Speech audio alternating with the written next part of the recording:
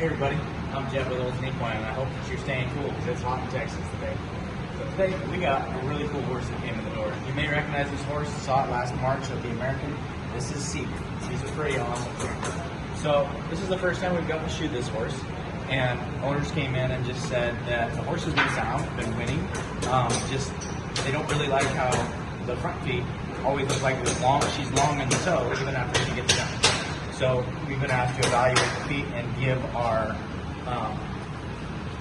opinion on what needs to be done, what changes possibly need to be made, so to keep her going good, right? So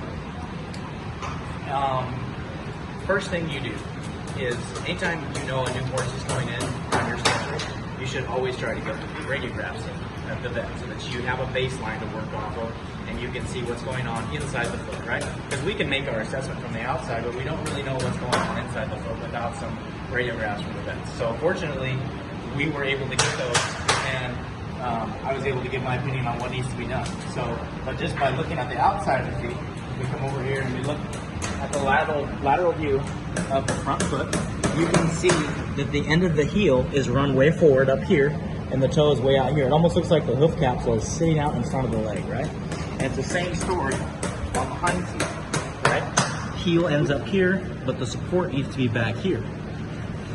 So at first glance, I know that this horse probably needs some sort of pad to relieve those heels, right?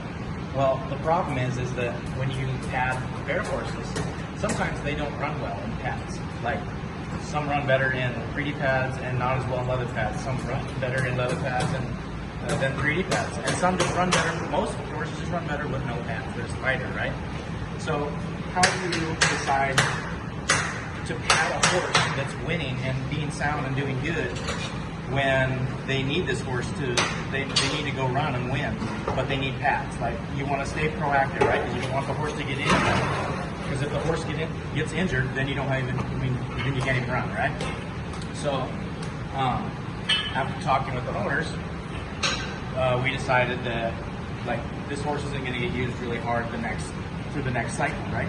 So right away that tells me that I'm going to have a chance to put pads on this horse at least for a cycle and let those heels kind of be relieved and grow down better, so that when they go to using her hard again, we have a little better foot to put on just normal shoes if she doesn't perform well in pads, right? So, but my decision is so I can see, like I said, you can see from the outside, you can pick up the foot, and you can see that the heels are kind of collapsing in, they're run forward, so I know that I need to fit this horse with a little bit more length on a pad, right? But what I don't know for sure without x-rays is what the angle is inside the foot. So if I need to do just a flat pad or a wedge pad, right? That's why x-rays are crucial in situations like this, so that you can see internally what's going on. Because the hind foot's going to tell the same story on all 4 feet. When I pick up this horse's foot, I can see that the heels are way up here, and my length needs to be back here to support the whole foot and leg, right? So that's why when we got radiographs, I can see that on the front feet, they look really good. They don't need really any changes, so we just went with a flat frog support pad. Just like this here.